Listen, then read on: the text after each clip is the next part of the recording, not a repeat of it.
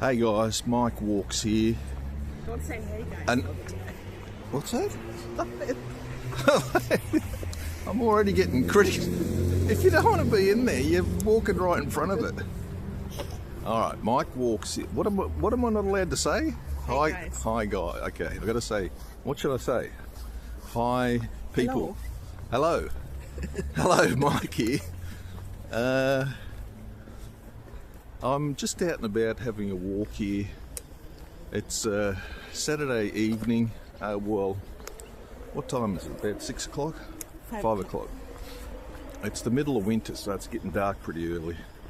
And just going for a walk up the shops with this strange lady. Oh, this strange lady here. And I got my mind thinking the other day I was telling you guys an interesting story about my youth when I was in my first job as a customs officer, and it got me remembering another story that I thought I might share with you right now. And the first one the other day was funny. It was a funny story. This one's a bit dark. This one's a bit disturbing. So if you don't want to be sad, turn off now. Although it's not that bad. But back when I was in customs, I was posted to the shipping department, and as part of the duties there, we used to get into a car and drive around to the ports in Sydney. There's a huge one out at Port Botany where all the container ships come in, and we would sometimes go and just do random patrols on the ports there, just to let the dock workers be aware of our presence, basically. But anyway, one day I was there with another guy, and we were just cruising through the storage area where they put all the containers after they unload them from the ships. And we saw this little Chinese guy walking from one of the vessels to the front gate. Now, we immediately thought this was very suspicious, because when all the crew get off of the ships, there's usually a little minivan that will transport them to the front gates, and they can leave, because it's a really dangerous area with those forklifts driving with those massive containers. So people are never walking around in that area. Anyway, we stopped and questioned him, and he didn't speak any English, and we thought, this is very strange. And he was dressed. He wasn't dressed like a crew member, and he had a little bag with him, and we had a look inside the bag, and there was a Bible and a couple of photos of him with his I'm assuming it was his wife and child. And because he didn't speak English and we didn't speak Chinese, and at that time there was only one vessel in the port, so we put him in the car, we took him back to the ship, went up and spoke to the captain and said, "Is this one of your crew members?" And he said, "No." And we said, this is very strange.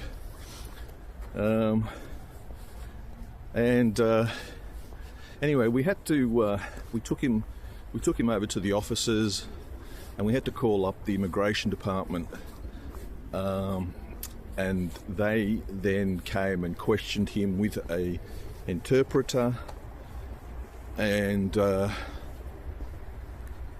that point at that point we were no longer involved. So what happened after that we just found out secondhand.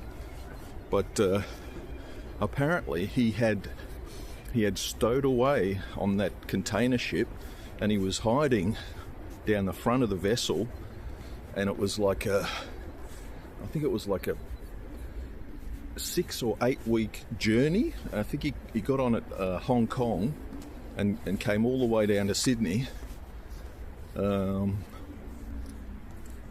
just hiding in between the containers on one of those big container ships, and he never got caught, or at least that's what the captain told us. We don't know if he might have been, smuggled, human trafficked. But anyway, we found out later that when they were questioning him, he said that he was some sort of journalist in China, and that because of his publications, he'd become like a target for the Chinese Communist Party, and he said that he had to escape China, and he had a wife and a child.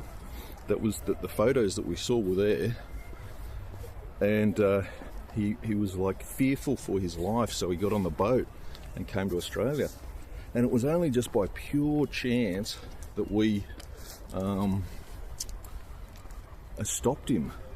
And normally we don't patrol that area very often at all. And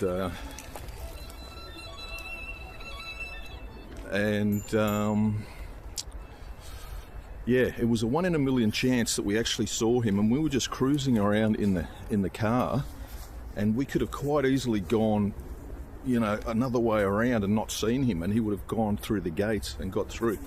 Anyway, we found out later that because of that story, he claimed political asylum and wanted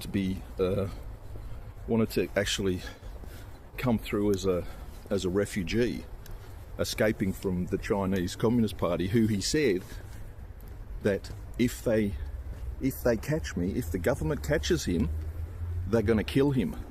Right?